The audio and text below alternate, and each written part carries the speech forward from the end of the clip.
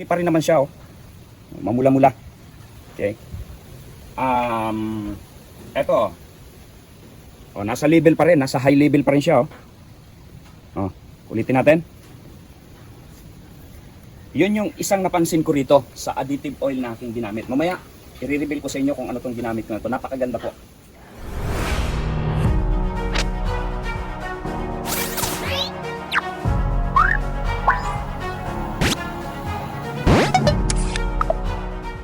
Isang mapagpalang araw ulit mga kalakwatero natin. So update tayo ngayon, pag-usapan na natin, update tayo sa ating RFI. Okay, so naka 8 buwan na si RFI at salamat naman at hindi niyo talaga ako binigyan ng napakalaking problema, kundi yung mga ano lang, pakunti-kunting problema at naagapan naman.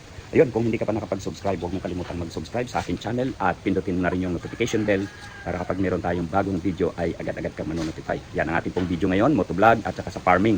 No, lakwatsa pa rin, pero mag-iimbestiga tayo, no? Kukuha tayo ng mga impormasyon galing sa mga magsasaka. Yun po yung gusto kong maging ipagpatuloy na content natin po para makatulong doon sa mga gustong mag-farm.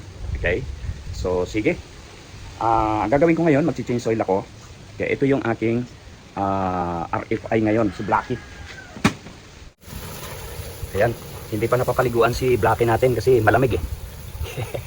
Baka ginuwin. Yan, naka-center stand na. Ready for ano na yan. So sa loob ng 8 buwan ang aking gulong ay may nakita akong labas na amply. Yun oh, hindi na pantay. Ayun oh, ply oh, labas na. So comment nga kayo mga kalakwatsyero kung anong magandang gulong na pwede nating ipalit kay Blackie. Yun oh. Pudpud na pero makapal pa rin naman. Yung iba makapal, yung iba manipis. So change oil tayo pagkatapos ay hugas. Hindi na nahuhugasan ang ating motor. RFI. Ito naman yung kabila. So, ayun. Pag-usapan natin ngayon ang aking change oil. Magpapalit ako ngayon ng langis. Yun. Ito yung aking ipapalit ngayon. 10W40 pa rin. Pero alam nyo po ba na meron akong nakita na napakagandang panghalo sa langis. Kaya dalawang bisis ko na itong ginamit. At ngayon na-observe ko po. Itong last na na ito tong ngayon magpapalit ako, nasa 3,700 kilometers po ang tinakbo niyan. At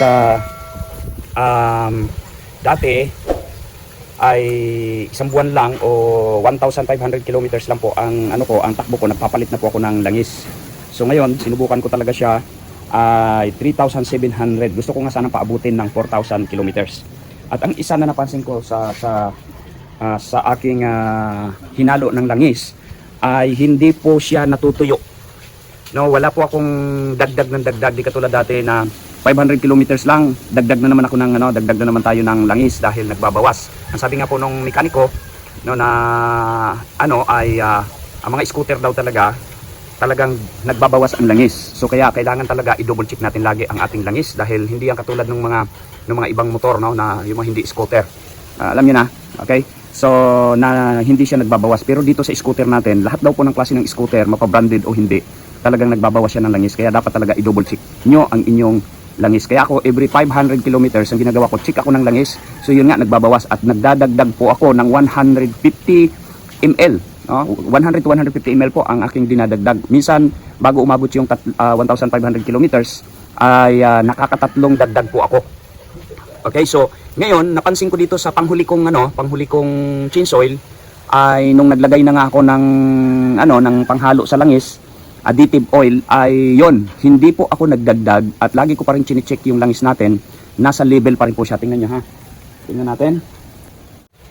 Ayun, hindi ko pa ito na i-drain yung langis niya. Tingnan natin ha. 3,700 ang tinakbo na po nito. Ngayon pa lang ako magpapalit. Okay? So ito yung langis niya. Siyempre, punasan muna natin. Okay pa rin naman siya, oh. Mamula-mula. Okay. Ito. Oh, nasa level pa rin, nasa high level pa rin siya, oh. Oh, ulitin natin. Yun yung isang napansin ko rito sa additive oil na aking ginamit. Mamaya, i-reveal ko sa inyo kung ano tong ginamit ko na to. Napakaganda po. Oh, talagang nasa high pa po siya, oh. Di ba? Nasa high pa po siya. At ang ating langis, malabnaw pa rin, no? Yun nga lang, medyo ano, kaya ko siya papalitan kasi ano na siya, medyo umitim na. Okay, so kahit man may oil additive ka, siyempre tumatakbo yan, umaandar yung makina natin. Pero ayon dun sa ano, kahit hanggang 4,000 kilometers na hindi ka magpalit po pwede. Okay, so i-drain ko muna to and then saka tayo mag-usap ano tong additive, oil additive na nilagay ko rito at paano ako nakatipid. Ano ang benepisyo ng additive na to dito sa makina natin. Okay? At may magandang advantage. Una nga, siyempre, pwedeng mag 4,000 mag 4,000 kilometers ayon po dun sa ano sa specification po ng langis. So okay lang 'yon. Ngayon papalitan tayo dahil medyo nga umitim na, no po. At ang ipapalit ko ngayon yung medyo mas mura na kisa doon sa Yamalog, which is sabi nga nung mekaniko ay para sa kanya meron siyang ano mahirap na rin meron pong hindi maganda at meron din namang maganda doon. So hindi naman tayo sa naninira. Pero yun nga, unang-una nakatipid na ako dahil nagpalit ako ng langis ngayon. Ano po, ang ipapalit natin ay yung mobile. Okay, so drain ko lang to, mamaya natin pag-usapan habang nagdi-drain siya. So pag-usapan natin ano ba yung benepisyo, ano ba yung advantage ng oil additive na inilagay natin. Okay? So tika lang, drain lang tayo.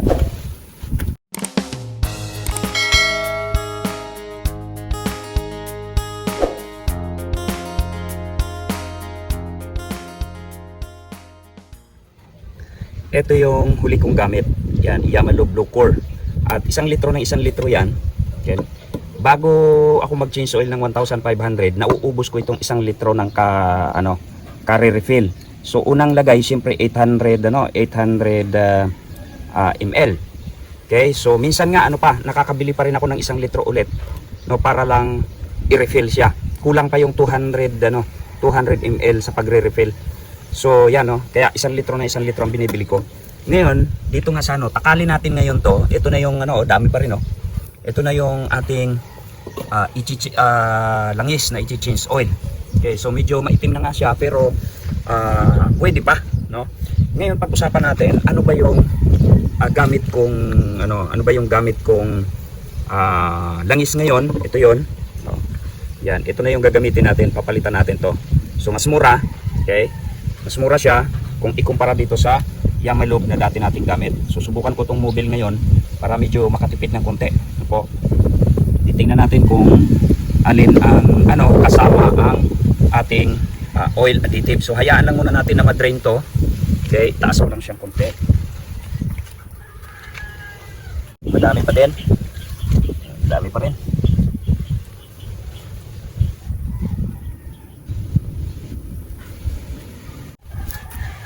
Ayan, time to reveal ng ating gamit na oil additive. Sabi ng iba, huwag na daw gumamit ng oil additive. So, hindi naman siguro gagawin itong doon sa iba, okay lang yon. So, kung ayaw ninyo, di wala namang masama, wala namang problema. Inyo naman yan, po. Pero ako, sinubukan ko talaga, gumamit ako. At ano yung additive na aking ginamit. Marami akong nasubukan doon sa aking multicab. May sinubukan din ako. Medyo maganda po talaga pag may additive, lalo na sa mga lumang makina. Pero ito, since na ang aking RFI ay bago, pero tinisting ko pa rin dahil wala naman daw problema itong oil additive na to. So ano yung ginamit kong oil additive? Ito po yun, no? Yan, shout out sa JIT1 Extreme Oil, no, na pwede po siya sa, ayan siya, power booster, fuel saver, reduce smoke belching. Okay? Bakit maganda ang JIT1 para sa akin? Unang-una nga, napansin ko ang ating RFI dati ay nagre-refill ako palagi every 500 kilometers. Minsan wala pa, pag tunik ko, bawas na naman ang langis. So ngayon, ang ginawa ko, nung maglagay po tayo ng JIT1 oil additive na ito, okay, total engine protector. Unang-una, ito po, kahit matuyuan ang ating makina, no, emergency, just in case emergency, biglang natanggal yung iyong tawag dyan, yung iyong oil cap. So sabihin natin, natuyuan ka, tatakbo ka pa, no, ayon po doon sa makakatakbo ka pa ng 10 kilometro ng iyong motor. Ano po? Yun yung base doon sa kanilang demo, ano po? 10 kilometro pa ang itinakbo ng motor, umaandar pa at maayos pa rin po. Okay, pangalawa, ang ikinaganda po ng JIT1 Extreme Oil na ito, ang napansin ko nga, hindi po nagbabawas ang langis ko. Mamaya patunayan natin na hindi nga nagbabawas ang aking langis mula nung ikarga ko ito. Ayan siya. At dito, sukatin natin ilan ito. Dapat ito ay nasa 800 ml. Okay, 800 ml. So ayan po siya. Okay. And then pangatlo ay hindi ko lang din alam kung ito'y nakatulong doon sa pagtipid sa aking gasolina dahil yung iba nagrereklamo, no, ibang mga nagmamay-ari ng RFI, meron silang sinasabi na 32 kilometers per liter lang po ang kanila pong natatakbo sa 1 litro. O meron namang iba na mas maganda, pero sa akin naobserba ko po 42 kilometers po per liter ang takbo po nitong RFI ko na ito. Okay, ang yun po yung diretsuhan po yan, no? Walang hindi po siya tigil-tigil, no, pag mga highway. 42 kilometers per liter. Ang aking bula ngayon ay ang flyball ko ay ilan nga ba? 14. Oh, 14 grams ang ating bula na kinabit diyan. At ang nabago ko lang po dito sa RFI na to ay ang kanyang clutch lining, no? Ang clutch lining po niyan ay pang Inmax na version 1 ang ginamit ko po diyan. Center spring na 1,200 RPM ang ginamit ko. Yun lang po ang pinalitan ko diyan. Pero dati pa man, no, medyo po talaga, medyo dati 41 kilometers, doon po siya nagre-range 40 to 41 kilometers. Ang tinatakbo po niyan puro akyatin noon 41. Ngayon na medyo siya diretsuhan na dito. Wala na po siyang akyatin masyado. So 42 kilometers po ang tinatakbo nito, 41 to 42 kilometers per liter. Hindi ko lang alam kung nakatulong din dito. Po, kasi dati 41, 40 to 41 kilometers. Okay, depende, hagod-hagod po 'yon kasi straight ang takbuhan. Ano pa yung ikinaganda ng napansin ko sa JIT-1? No? Yung hagod po ng makina, yung tining ng makina iba kaysa doon sa walang JIT-1. Napansin ko po 'yan, ang laki ng ipinagbago nito, no? Wala naman akong napala sa JIT-1. JIT-1 baka naman. JIT-1, ayan, ipopromote, kasama ko nang ipopromote yung inyong products. Okay? Ang ganda po ng arangkada, basta maganda po ang niya at ang andar ng makina niya, matining, no, pinong-pino. Para sa akin, yun lang po yung napansin ko dito sa JIT-1 na to. Okay, yan. So kaya dire-diretso na po yan. Paano natin to gagamitin? Ito yung direction for use. Remove the old motor oil. Tanggalin muna natin yung luma bago maglagay. Change with new motor oil. Okay, pag nilagyan na natin ng bago, katulad ngayon, mag-change oil na naman tayo. Add a 60 ml of JIT-1 Extreme Oil Rider Mate for every 800 ml or 1 liter of motor oil. Ito yung start the engine. Pagkatapos nito, start the engine and idle for 3 minutes. Enjoy and feel the power of your engine. Okay, so yun po yung napansin ko, napakaganda po napaka-smooth ng andar ng ating makina. Meron siyang dagdag na power talaga, naramdaman ko. So yun, base sa aking personal na obserbasyon, ito lang po yung ikinaganda nito. Kaya tuloy-tuloy ko na po siyang gagamitin. Okay, so ngayon panibago ulit tayo na 60 ml. Naihalo ko na po rito, no, ang 60 ml natin, hinalo ko na dito sa ating mobile. Pag change oil natin, hinalo ko na. Kaya para paglagay natin, diretso na siya. Okay? So yun lang mga kalakwatsiro ang ating pag-uusapan. Tapos na ito. Ayan, so wala nang tumutulo. Tingnan na lang natin mamaya, isalin ko to rito. Tingnan natin kung ilang ml pa ang natira. Mula nung inilagay ko po yan, wala na po akong idinagdag o hindi po ako nag-refill niyan. Hindi ako nag-refill. Hindi katulad dati na refill ako ng refill. Wala na ako ni-refill. Tingnan natin gaano pa karami ang natira. Ang nakita nyo naman kanina, nasa high position yung ating langis. Nasa high level pa po siya. Okay? So tingnan natin. Okay, itanggalin ko lang itong center stand. I-side stand ko po siya para yung langis ay tumulo dito. And then lilinisin ko rin yung filter mamaya, oil filter.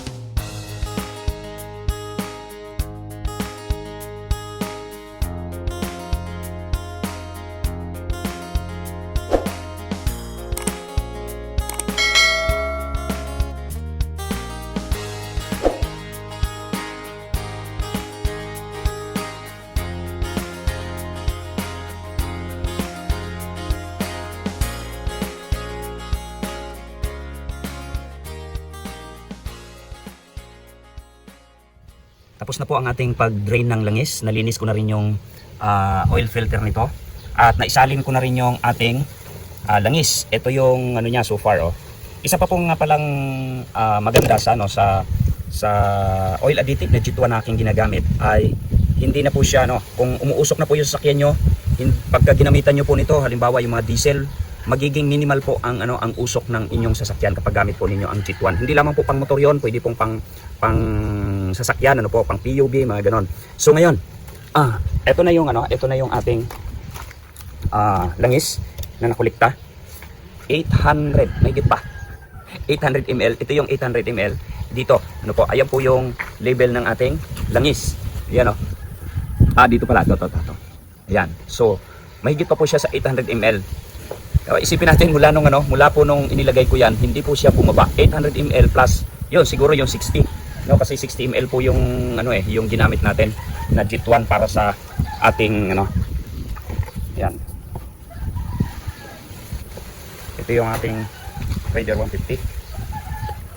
Okay. So ito yun, 60 ml po yan. Kaya 800 plus 60 ml.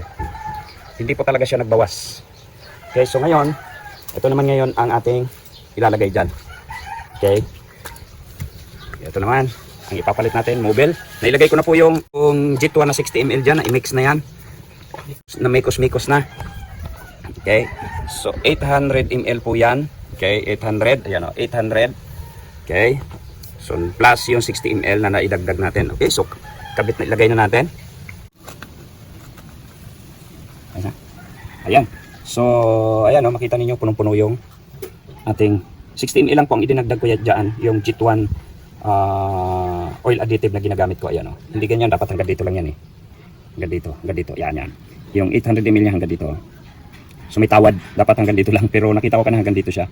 Plus 60 ml, kaya yun punong-puno. So sige, salin na natin to.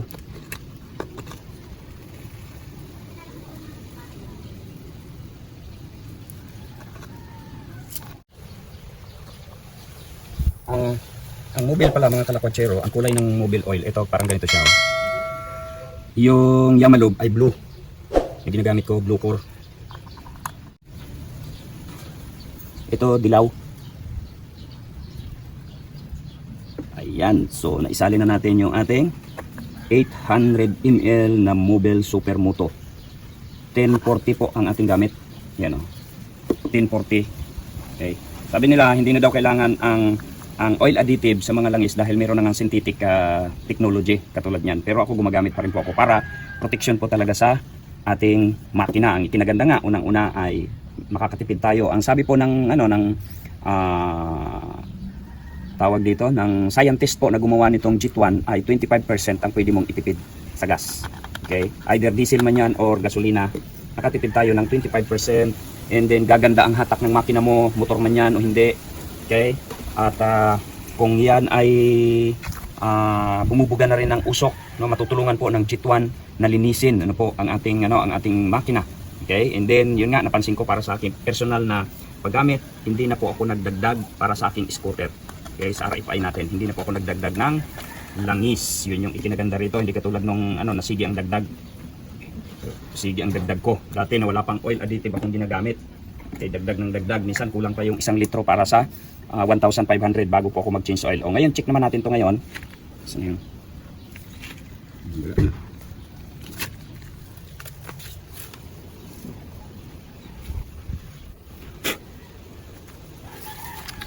Okay, check natin, naka-center stand pa po yan. Okay, so nasa po siya, nasa high level po siya. Okay, high level. Kanina, kung mapansin niyo kanina, yung ating langis, yung ating langis, hindi talaga siya malapot, no? Hindi siya lumalapot kasi pag ginanon mo, tumutulo. O, tinan mo yung bago, tumutulo. Di ba? So, hindi pa po siya malapot. Yun lang naman ang isang problema sa langis pag lumapot na. Pero yung ating pinalitan kanina, pwede pa sana yon. Kaya lang nga, medyo maitim na. So, makakaano din sa makina na, tawag dito, pag yung maitim na, ay didikit po doon sa makina ang itim. So, kaya palit na po tayo. Pero kung tutusin, pwede pa talaga maganda pa yung langis. Okay, so, yun mga kalakwatsero natin. And then, update po dito sa aking RFI ulit.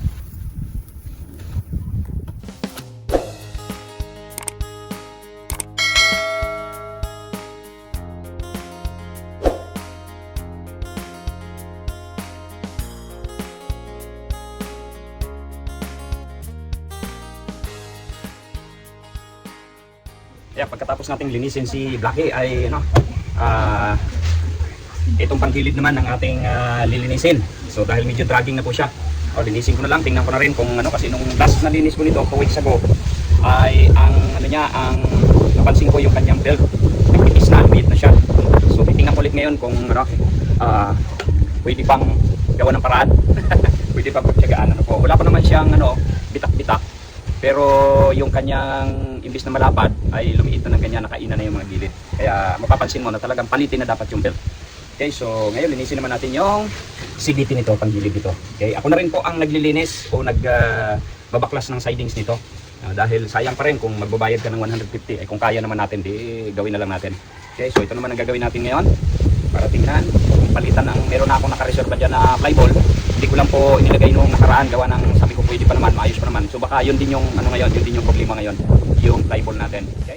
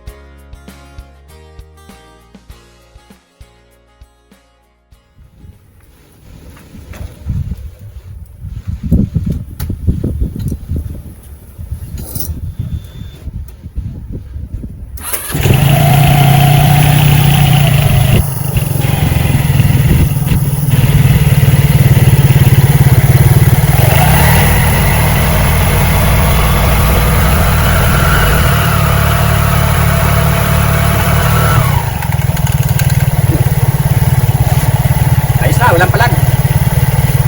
Wala nang palag, wala nang palag.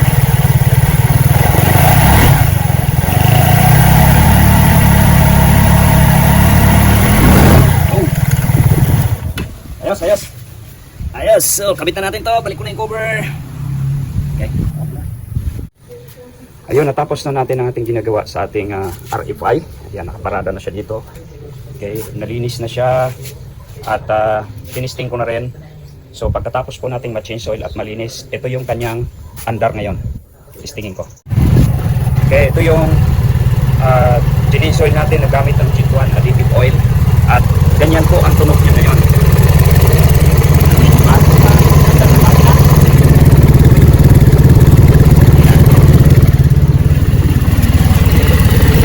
Okay.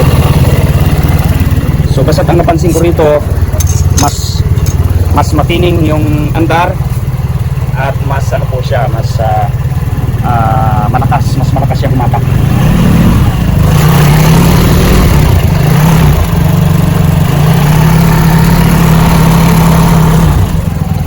Ay. Ayun, muli maraming salamat ulit sa lahat ng ating mga kalakwatsero. Yan na po yung resulta ng ating pong pag-change oil gamit ang G1 oil adhesive. Okay? So kung hindi ka pa nakapag-subscribe, huwag mo kalimutan. Kung nakaabot ka sa dulo ng video ito at hindi ka pa nakapag-subscribe, huwag mo kalimutan mag-subscribe. Pindutin ang notification bell para kapag meron tayong bagong video ay agad kang manonotify. At syempre, salamat din po na hindi ninyo in-escape ang ating mga ads. Kaya God bless po and bye-bye.